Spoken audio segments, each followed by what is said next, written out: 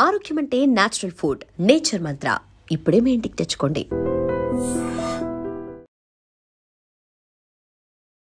విశాఖలో Gopalapatnam police station పరిధిలో నవవధువు శ్యామల 25 ఏళ్ల వయసున్నటువంటి ఆమె మృతిపై అనేక అనుమానాలు బంధువులు వ్యక్తం చేయడం జరిగింది. అయితే నిన్నటి నుంచి కూడా ఆ కేసుకు సంబంధించి చూస్తే తనది ఆత్మహత్య కాదు, సూసైడ్ నోట్ కూడా బలవంతంగా రాయించారు. ఆమె ఆల్రెడీ బీటెక్ చదివినట్టు అమ్మాయి ఎన్ఎస్టీఎల్లో జాబ్ చేస్తుంది, మంచిగా సంపాదిస్తోంది, పెళ్ళై 11 నెలలు అయింది, చనిపోయే అంత పిరికిది కాదు అంటూ కూడా కుటుంబ సభ్యులు ముఖ్యంగా కన్న తల్లిదండ్రులు అనేక రకాల డౌట్స్ అయితే రైజ్ చేశారు.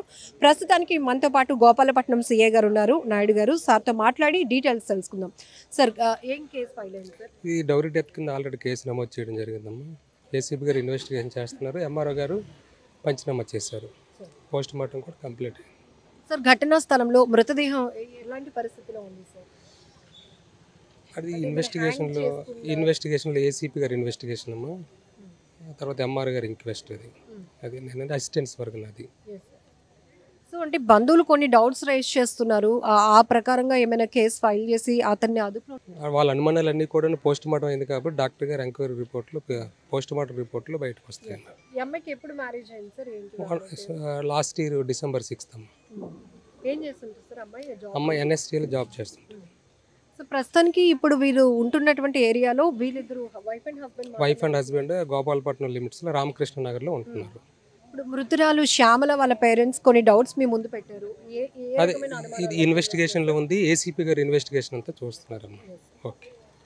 సో ప్రస్తుతానికైతే కేసు ఇన్వెస్టిగేషన్లో ఉంది కాబట్టి ఏది మనం చెప్పలేము. కాకపోతే ఏంటంటే మృతురాలు శ్యామల వాళ్ళ పేరెంట్స్ కానీ కుటుంబ సభ్యులంతా కూడా నిన్నటి నుంచి మృతిపై మాకు అనేక రకాల అనుమానాలు ఉన్నాయి అని చెప్తున్నారు. ఏసీపీ ఆధ్వర్యంలో అయితే కనుక, ఎందుకంటే ఆయన ఐఓగా ఈ కేసు టేకప్ చేశారు కాబట్టి ఇప్పటికే డౌరీ వేధింపులు, వరకట్నపు వేధింపుల వల్ల ఆమె చనిపోయింది అనేటటువంటి ప్రైమరీగా ఉన్నటువంటి ఇన్ఫర్మేషన్ బేస్ చేసుకుని కేసు కట్టామని సీఏ గారు చెప్తున్నారు. ఏది ఏమైనప్పటికీ కూడా శ్యామల మ్యారేజ్ జరిగి లాస్ట్ ఇయర్ December 6వ తేదీన అమ్మాయికి పెళ్ళైంది. దిలీప్ శివశంకర్ అనేటటువంటి వ్యక్తితో. అతను కూడా ఇక్కడ సింగపూర్ అనే ప్రైవేట్ బ్యాంక్లో జాబ్ చేస్తున్నట్టు తెలుస్తోంది. ఇప్పటికే కన్న తల్లిదండ్రులతో కూడా మనం మాట్లాడించున్నాము.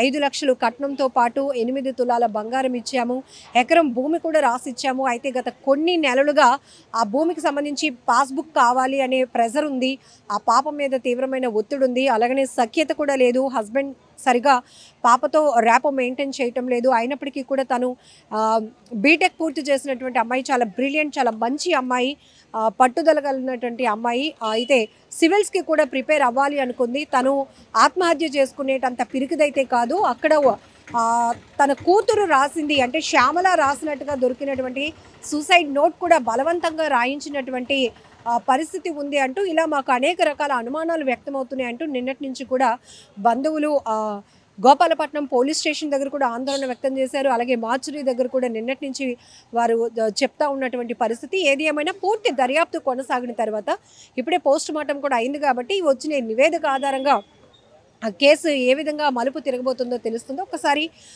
శ్యామలకు సంబంధించి ఆమె పెళ్ళైన తర్వాత ప్రతి మహిళలకి చాలా మంచి ఆలోచనలు ఉంటాయి. అలాంటిది ఇక్కడ మీరు కూడా వచ్చి ఉన్నారు, ఏమైందని అనుకుంటున్నారు? పెళ్ళినాడు అయితే చాలా బాగుండేది, మరి పెళ్ళి వెళ్ళిన తర్వాత సూపర్గా పాడైపోయింది. ఏ ఇబ్బందులు ఉన్నాయో మనకు తెలియదు, మనతోటి ఎవరితో చెప్పలేదు.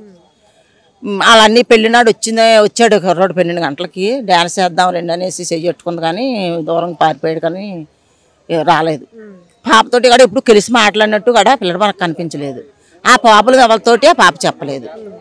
మరి వాళ్ళ అమ్మ తెలియదు అంటే అడిగారేమో మనకు తెలియదు, కానీ మనతోటి మనకి ఇది తెలియదు. పెళ్లి పక్కనేనమ్మా, మా ఇంటి పక్క. పెళ్ళి బాగానే అయిందమ్మా, పెళ్ళి బాగానే అయింది. వాళ్ళు డ్యాన్స్ చేశాడు, పెళ్లితోటి పెళ్లిలో కలివిడిగానే ఉన్నాడు.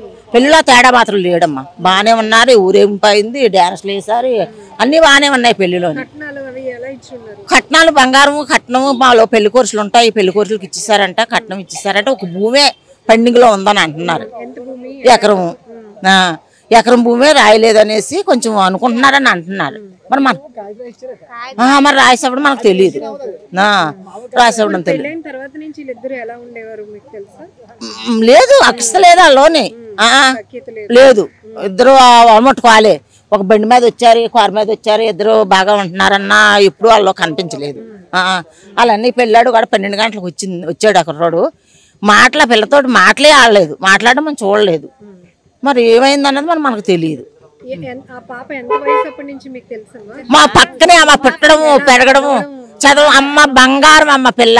మరి పిల్లని అంటే మనం ఇలా పొగుడుతున్నారు చనిపోయిన పిల్ల మీద అంటే మరి నేను చెప్పలేను, కానీ బంగారం పిల్ల. ఒక్కరితో మాట్లాడడం ఇలా మనం నిలబడిన అలా ఇలా తల ఉంచుకొని పోవడమే, కానీ ఒక్కరితోటి మాట్లాడడం తెలియదు ఆ పిల్ల. రోడ్డుకి ఒక ఆటో పెట్టి అలా అన్న మాకు హస్తపనం రావాలి బస్సు ఎక్కాలంటే ఒక ఆటో పెట్టి పంపించడమో తీసుకురావడము, పంపించడమో తీసుకురావడము. ఒక మొగోళ్ళతోటే కాదు మాతోటి కూడా పక్కనే మా ఇల్లు అది ఆ పిల్ల వెళ్ళేది.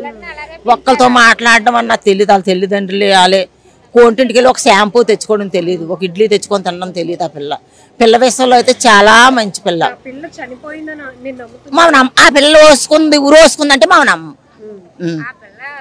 ఆ పిల్లే అంత పిరికి పిల్ల మాత్రం కాదు, అంత పిరికి పిల్ల మాత్రం ఆ పిల్ల కాదు. మరి ఏం జరిగిందో మరి పరమాత్మకు తెలుసు. మరి అతను చంపాడో మరి ఏమైందో అన్నది మనకు తెలియదు.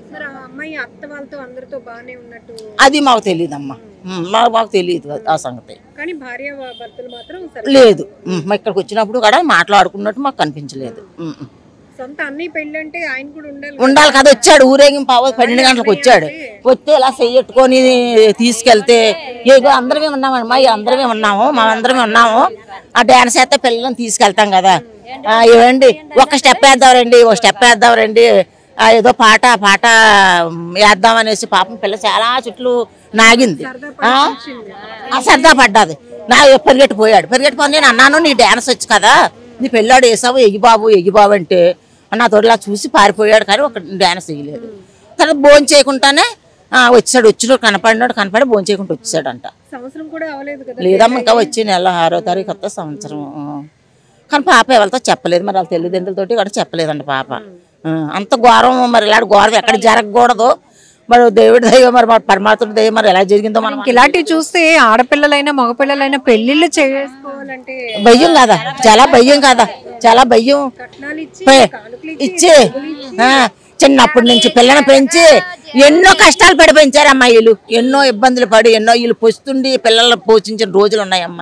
ఎంత పప్పు నానబెట్టి ఇడ్లీ పెట్టి పిల్లలకి ఇద్దరికి కాలేజీలు పెట్టి పెంచి పెద్దలు చేసి చదివించారు, జాబులు వచ్చాయి. సరిగా పిల్లల రూపాయి తిందాము అని అన్ని టయానికి పెళ్లి చేశారు. పెళ్లి చేసే ఇబ్బందుల్లోనే ఇచ్చారు, డబ్బులు ఇచ్చారు, కట్నం ఇచ్చారు, బాగానే పాలకూలు పెట్టారు, అన్నీ బాగానే అయ్యాయి. అన్నీ బాగా అయ్యి మరి ఇంతవరకు ఇలా చేశారు అంటే ప్రతి ఆడపిల్లలకి ఇక్కడ రక్షణ లేదు. ఎవరు ఏ ప్రభుత్వం వచ్చినా రక్షణ మాత్రం ఆడవాళ్ళకి చెయ్యలేదు. ఇలాగ అన్నీ జరుగుతుంటే అందరూ బాగానే ఉన్నారు, బాగానే వచ్చారు. ఆ తేడా లేదమ్మా, ఆ పెళ్లిలో మాత్రం ఆ తేడా వాళ్ళకి ఏం తేడా కనపడ్డది లేదు. అప్పుడు లేదు, తర్వాత నుంచి టార్చరే కానీ అప్పుడు మాత్రం లేదు. నిజంగా ప్రస్తుతం ఉన్నటువంటి సమాజం దేనికి ప్రయారిటీ ఇస్తుంది? ఆర్థిక సంబంధాల చుట్టూ మాత్రమే తిరుగుతుంది.